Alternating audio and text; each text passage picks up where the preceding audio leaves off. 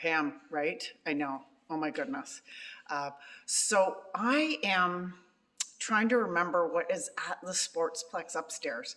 So the main things we want to focus on for you, of course, are just opening up that chest, getting that back decompressed, feeling strength in our legs, strength in our posture, being able to pull our shoulders down and back, being able to set our hips. Such a list. But it's not a list that isn't capable of being completed with 4 to 5 exercises, right? So the first one I want you to do, this is an activation stretch, okay? And Wayne is singing in the background, just so you know, heads up, okay?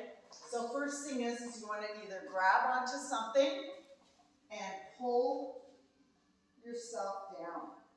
Have your buttocks on the ground so you can curl your spine. Good. And then just taking an opportunity, again, even to stand and curve. Bring one foot forward and bring the other arm back, right? And do the same thing with the other side. And Pam, if you get caught up on which arm or leg to put forward, it works great both sides, right? So don't worry about it. See? Look at that. My foot is in front, and then check it out. My foot is behind. We're still getting length. Big reach up. And then letting that spine roll. Super important, right? We've twisted, we've reached, we've gone in this direction, and this direction, right? So first move that we're going to do is a split squat. And I'm gonna move me right there, perfect. All right, so what we want to remember about a split squat or squat is that we always need to have a place of stability. So one foot is in front, one foot is behind, and you're going to start in a sitting position.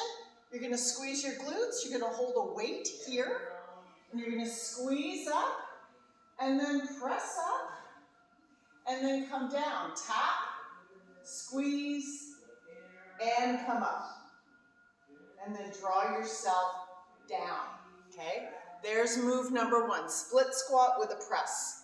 Next move you're going to do, holding a weight or holding a weighted ball, or if you don't have any of those,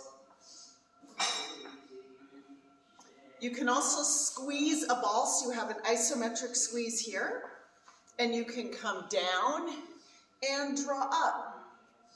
Come down and draw up, come down and draw up. Okay, so we've got a side lunge, crossing over, a big reach, opening up, bringing shoulders down and back. And of course, we're going to do that on both sides. And what I want you to remember is, if you need to put a hand here for extra balance, you do. You don't need to reach the ground, but we do want openness, right? Next move we're going to do, so we've done side lunge, we've done a split squat, now we're going to do a forward lunge. So all that means is that you are going to reach forward, coming down, step back. Step forward, bring a weight either underneath your knee or in front of your knee, and step back. Okay, forward lunge. Next move is going to be a reverse lunge, turn and up, reverse lunge, turn and up. So we've got 4 movements so far. We have a split squat with a press up. We have a forward lunge with a reach forward, up, right? We're trying to get the shoulders in. We have a reverse lunge with a rotation. And now we're going to do 2 more, and we have what's called Otsuka squat. And I always stagger and sit on something, so my brain always has a message or a point of contact. You're gonna hold weights on either side, and you're just gonna reach up and then come back down. Tap, reach up, come back down, and tap. Okay? And all of these are fun ways to work your core stabilizers too, right? Because whenever you squeeze or clear your throat. Now, I'd love to show you one more exciting core exercise that I think will be fun, and it also gives in a bit of a twist, which frankly, most people don't do enough of. I just want to make sure you've got a very good Fiona angle. I mean, honestly, Pam, and I know you're thinking there's always a good Fiona angle, but you've got to understand where things are going. So, we're going to lie on our back,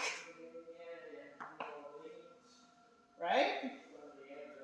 We're going to have our back firmly engaged on the ground, okay, including our head.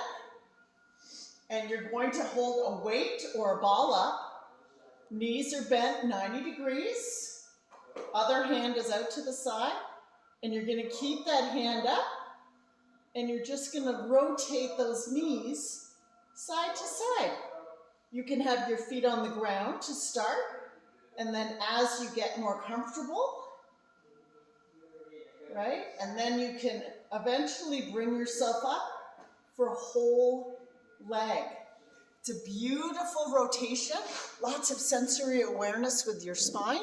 So that's our program. We have worked forward movement, reverse movement, rotation movement, what I like to call up and down movement, which we always want to make sure that our breathing is good and we don't feel too lightheaded. Sometimes people can have low blood pressure with that one.